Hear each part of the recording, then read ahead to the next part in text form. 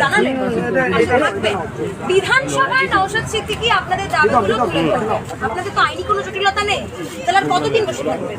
আজকের ডেটে আমাদের কোনো 2022 প্রাথমিক টেট উত্তীর্ণদের কোনো আইনি জটিলতা নেই, কেউ বলতে পারবে না। তাই আজ পর্ষাতে গেছিলাম, কোনো পথ না দেখে পর্ষদ সভাপতি আমাদেরকে ঢুকতে দেয়নি। আর আমাদের এই ধর্নায় যে কোনো মানুষ আমাদের ধর্নায় আসতে পারে, আমরা কোনো বিরোধী পার্টি নয়, আমরা সরকার পক্ষের।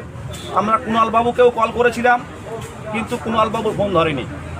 আমরা চাইছি যে কেউ আমাদের দাবিগুলো শুনুক। আর এর আগেও আমরা বিধানসভায় গেছিলাম, আমাদের দাবি নেওয়া তো দূরের কথা, সেখান থেকে ধরে নিয়ে গিয়ে থানায় বসিয়ে রাখা হয়েছিল।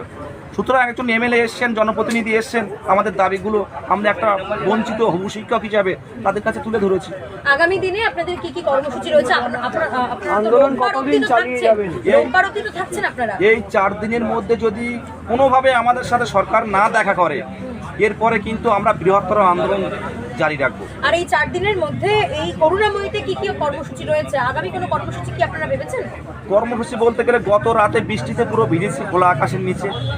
সরকার পক্ষের একজনও এসে দেখতে পারে না যে তাদের ঘরের তো ছেলে। পরবর্তী আমাদের কর্মসূচি আমরা জানি পুলিশ কোনোদিন পারমিশন দেবে না, আবার হাইকোর্টে গিয়ে গণতান্ত্রিক পদ্ধতিতে পারমিশন নিয়ে আমরা বৃহত্তর আন্দোলন নামবো। এরপর নবান্ন অভিযানে যাব। আমার নাম বিদেশ গাজী, 2022 প্রাথমিক টেট উত্তীর্ণ।